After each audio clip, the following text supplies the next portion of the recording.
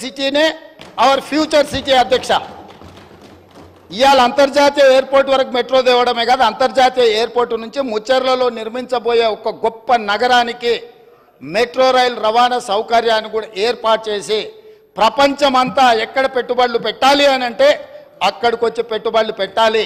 వైద్యం కావాలంటే అక్కడికి రావాలి, ఉద్యోగం కావాలంటే అక్కడికి రావాలి, స్కిల్ నేర్చుకోవాలంటే అక్కడికి రావాలి, అంతర్జాతీయ క్రికెట్ పోటీలు జరగాలంటే అక్కడికి రావాలి, గల్ఫ్ క్లబ్ ఆడాలి అని అంటే వాళ్ళంటి శ్రీమంతులు ఆడుకునే గోల్ఫ్ అని ఉన్నది కదా అధ్యక్ష.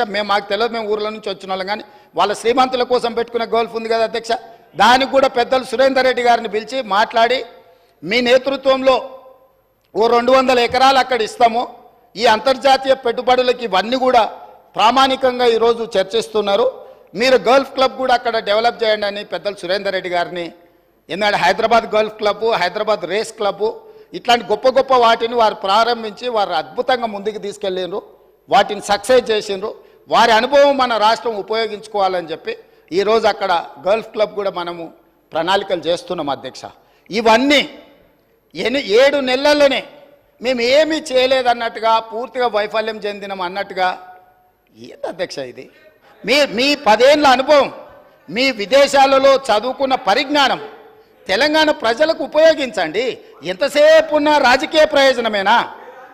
రాజకీయ ప్రయోజనం తప్ప ఇంకేం లేదా? ఇప్పుడు ఎన్నికలు కూడా లేవు. నేను మిత్రుడికి చెప్తున్నా, ఎన్నికలు అయిపోయినాయి, అసెంబ్లీ అయిపోయింది, పార్లమెంట్ అయిపోయింది, ప్రజలు ఒక తీర్పు ఇచ్చిండ్రు. ప్రజలకు ఇప్పుడు మనం తిరిగి ప్రతిపక్షంలో మీరు పోషించాల్సిన పాత్ర మీరు పోషించండి, పాలకపక్షంలో మేము చేయాల్సిన నిర్ణయాలు మేము చేస్తాము, మాకు పాలసీ లేదు, పాలసీలు తేలేదు అంటారు. ఇంతవరకు 10 ఏళ్ళు ఉన్నారు, మీరు ఎనర్జీ పాలసీ తెచ్చిండ్రా, టూరిజం పాలసీ తెచ్చిండ్రా, డెవలప్మెంట్ పాలసీ తీసుకొచ్చిండ్రా, అగ్రికల్చర్ పాలసీ తీసుకొచ్చిండ్రా? ఏదైనా ఒక పాలసీ ఇప్పటి వరకు 10 సంవత్సరాలలో మీరు తీసుకొచ్చిన ఒక పాలసీ చెప్పండి. అదొక్కటి మాత్రం వచ్చింది. ఇంకా నేను అనదలుచుకోలేదు, అంత లోతుకు వెళ్ళదలుచుకోలేదు, ఎందుకంటే అనవసరమైన విషయాలు సభలో మనం ఎక్కువ చర్చించడం వల్ల ఉపయోగం లేదు. కాబట్టి అధ్యక్ష, వారికి ఓపిక ఉండాలి, సహనం ఉండాలి. అనుకోకుండా అవకాశం వచ్చింది, 10 సంవత్సరాలు మంత్రిగా కొనసాగిండ్రు, సంతోషపడుండ్రి. తెలంగాణ సమాజం ఇంత ఇచ్చింది మీకు.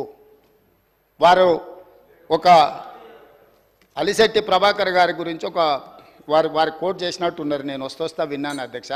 సేమ్ అదే అలిశెట్టి ప్రభాకర్ గారు కూడా ఒక మాట చెప్పిండ్రు అధ్యక్ష. అది చెప్పి నేను మళ్ళా దీని మీద వివరణ ఇచ్చినప్పుడు మిగతా డీటెయిల్ చెప్తా.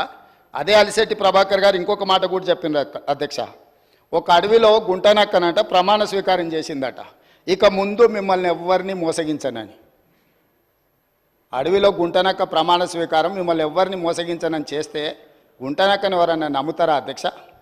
10 సంవత్సరాలు ఏలి ప్రజల్ని మోసం చేసి ఇవాళ వారు అక్కడ కూర్చొని ఈ ప్రభుత్వం ఏం చేయట్లేదు, ఈ ప్రభుత్వం తెలంగాణ సమాజాన్ని మోసం చేసింది అన్నట్టుగా మాట్లాడితే నమ్మడానికి ఎవరు సిద్ధంగా లేరు అధ్యక్ష. అదే అలిశెట్టి ప్రభాకర్, కరీంనగర్ బిడ్డ, సిరిసిల్లనే అనుకుంటా పొన్నం ప్రభాకర్ గారు చెప్పాలి, జగిత్యాల, వారు చెప్పిందే కూడా మన కళ్ళ ముందర ఉంది అధ్యక్ష. కాబట్టి దయచేసి తారక రామారావు గారికి నా సూచన ఒక్కటే, సరే పెద్దలు వారు రాలేదు, వారి అనుభవంతో మాకేమైనా సూచనలు ఇస్తారని ఎదురు చూసిన, చీల్చి చెండాడుతా అని అంటే ఎందుకైనా మంచిదని బుల్లెట్ ప్రూఫ్ జాకెట్ కూడా తోడుకొని వచ్చినాం అధ్యక్ష. మా వెంకటరెడ్డి గారు అయితే 10 గంటలకు అసెంబ్లీ అని అంటే 9:30కే వచ్చి కూర్చున్నాడు, అదేందో చూద్దామని చెప్పి.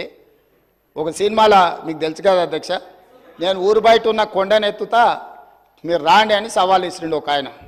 ఊరంతా వచ్చిందారే ఎట్లెత్తుతాడో చూద్దామని. ఇంకా పేల్వాన్ కూడా కొండ దగ్గరకు వచ్చిండు, వచ్చి మొత్తం జబ్బలు జరుచుకొని తొడలు కొట్టుకొని చెప్పిండట, మీరు అందరు కలిసి ఎత్తి నా మీద పెట్టుండి మోసి చూపిస్తా అని. గట్లనే ఉంది అధ్యక్ష వాళ్ళ చీల్చి చెండాడు కూడా. కాబట్టి దయచేసి ఇప్పటికైనా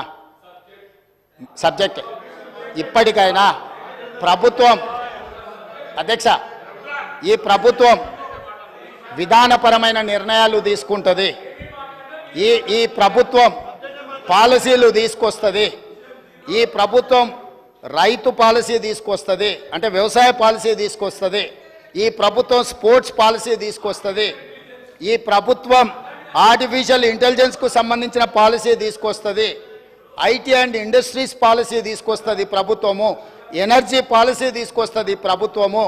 మేము తీసుకొచ్చే పాలసీలల్లా మీరు సలహాలు సూచనలు ఇవ్వండి. ధరణి మీద కూడా మేము పాలసీ తీసుకొస్తాం. ఇవాళనో రేపు మా రెవెన్యూ శాఖ మంత్రి గారు ఇప్పటి వరకు చేసిన ఎక్సర్సైజ్ అంతా ధరణి